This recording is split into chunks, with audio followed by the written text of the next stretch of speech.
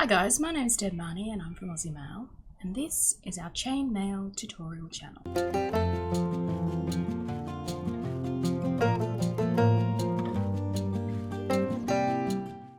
Hey guys, a big hi, hello, welcome, how are you? Thanks for popping in today and spending some time with me. It is really great to see you.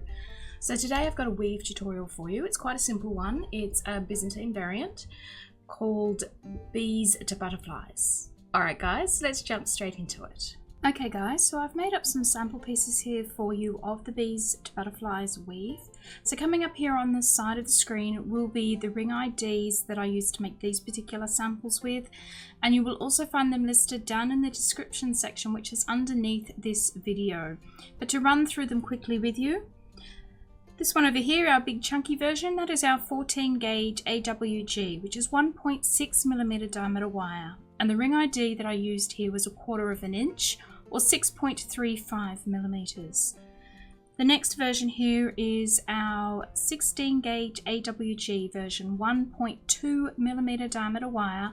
The ring ID this time is 3/16 of an inch, or 4.76mm. The next one is the 18 gauge AWG version, 1mm diameter wire. Ring ID for this one was 5/32 of an inch, or 3.97mm. And finally, the 20 gauge AWG version, 0.8mm diameter wire, 1/8 of an inch, or 3.18mm of the ring IDs. Just a couple of comments I want to make. Although all these aspect ratio here for these rings are pretty much the same, I did have difficulties with the 18 gauge version. Now it makes a beautiful dense version, but it is tight and it will take a little bit of extra work and time to get this weaved up. So if you're not a fan of tight dense weaves like I am, you may want to perhaps go up a size. So this one was 3.97, so about 4mm ID. I'd consider going up to a 4.25mm. It'll make it a little bit easier for you. The one that I absolutely adore the most though is this 20 gauge version. It wove up really well. It is just so delicate and so exquisite. Normally I've only woven this in the 16 gauge in the past, and I have also done this in 18 gauge in sterling silver, which I must say is an absolutely stunning bracelet. But I think I'm definitely going to make myself up one of these 20 gauge versions. They are just beautiful. But as I said guys, that is the sample pieces and the ring IDs that I used. So let's get straight into it. Okay, so to start this weave off, we need to make up some short chain sections that are 2 pairs of colour 1, which is bright aluminium in this case, a pair of colour 2, and then 2 pairs of colour 1 again. So you go ahead and make up the chain whatever way you like to make up chains. I'm just starting from the middle and working out here, so I'm popping on 4 bright aluminium rings onto my anodized rings. I'm going to close these up, and then I'm going to add another pair of bright aluminium rings on each end of our chain. But as I said, whatever way you like to make up these simple chains, just go ahead and do that now. And you'll need several of these made up. So to give you an idea, about 8 inches or 20 centimeters of weave. I think I used about 18 of these short chains to make up the 14 gauge bracelet, which is the size rings that I am currently demonstrating this in. But this is simple enough bracelet that you can add to it as you go. So if you're going along and you don't have quite enough of these units made up, that's not a big deal. We can just make them up as we go along. So make up several of these to start with. You're going to want at least 2 or 3 of these to start with. Meet me back here when you've made up some, and I will show you what the next step is. But there you go, that's one completed chain. So as you can see, 2 bright aluminium, one pair of anodized aluminium and then 2 pairs of bright aluminium again. Make up several of those and I'll meet you back here when you're ready. Okay, so I've made up a handful of our little chain pieces, and so now I'm going to show you how we put these all together to form the bracelet. So to start with, you just take up one of your pieces of chain, and this is a Byzantine variant, so like we want to grasp it like we would Byzantine in the middle of our chain. Flip those end pair of rings apart, so we've got one sitting on either side of our work. Flip them all the way back and it looks like this. And with Byzantine we would then put our ring through here through the middle. We're not going to quite do that this time. We're going to take up one of our rings and we're actually going to go through the side of this ring here. So we're not going to go through the middle. We're going to go here to one side and we're going to pick up those 2 rings there. Well, we're not going to close this yet. We're going to grab another section of chain and we're going to fold it again the same way by folding that end pair of rings down, and we're going to feed our ring through those same pair of rings that we just folded back, just on one side of the center rings there, and we're going to close that up. Okay, so your work should look like this at the moment. And then we're going to double that ring. So this one's a bit easier because it's all folded into place for us now. We just slip that in and do that up. So there you go, we've got one edge placed. Okay, so we want to do the same on the other side of our chain to these rings here. So we want to flip our work over. Again, folding back that end pair of rings so they fold all the way back, pinching it against our work. We want to grab an opened ring, so you may want to open some of these in advance depending on your ability.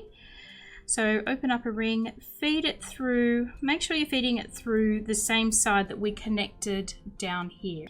So we're going to feed it through those 2 rings there.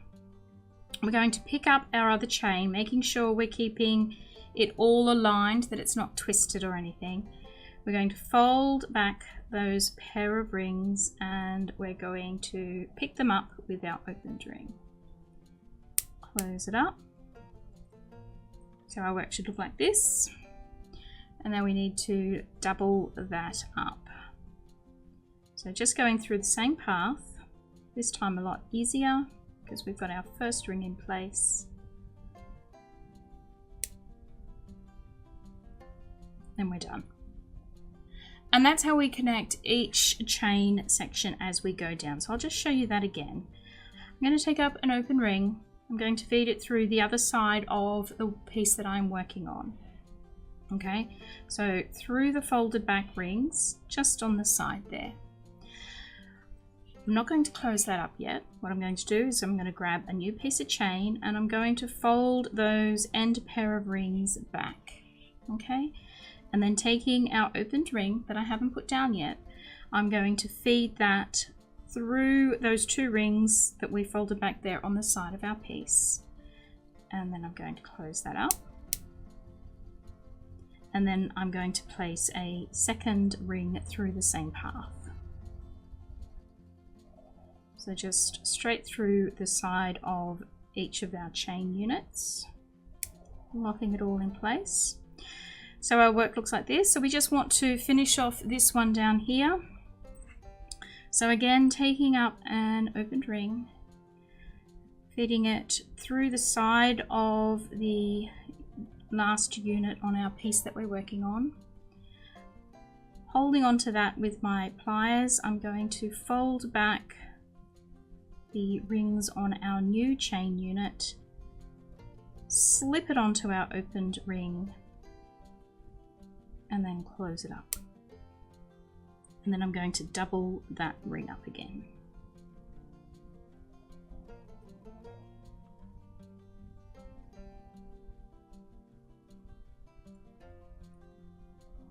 Whoops.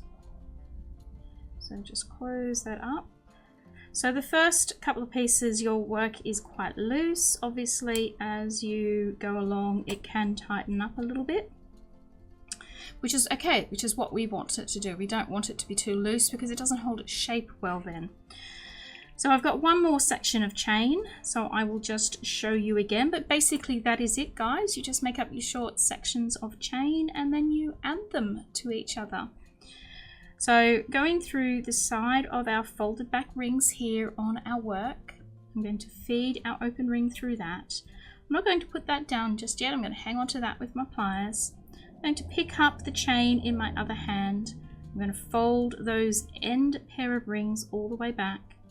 And then I'm going to take my open ring here that I've still got hold of, and I'm going to feed it through the side of that unit, through those rings that we folded back, locking them into place. And then I'm going to do that up. I'm going to double that ring.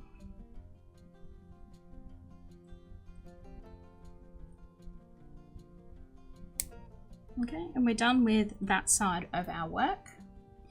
Turning it over to the other side, I'm going to take up another opened ring. Going to feed that through the folded back rings there on our piece. Going through the side.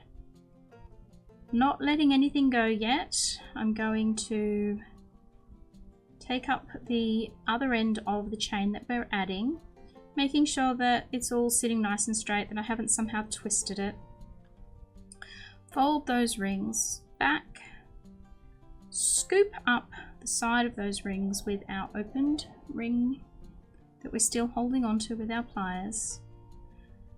And then once I've got that through the rings there, locking them in place, I'm going to do that ring up, or close that ring up, and then I'm going to double it up.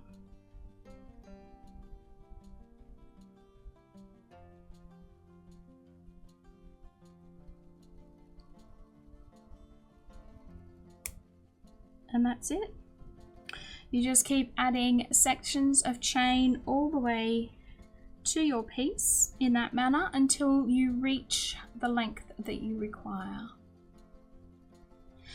And there you go, guys. That's all there is to making bees to butterflies weave.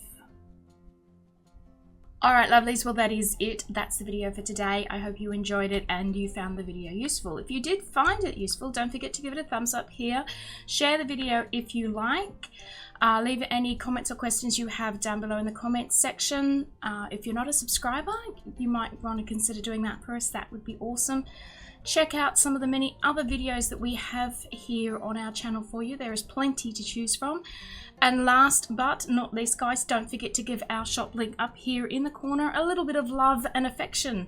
That's where we sell all the bits and bobs and you know what's that you're going to need to make up this weave and many of the others. Alright guys, thanks once again for popping in and seeing me.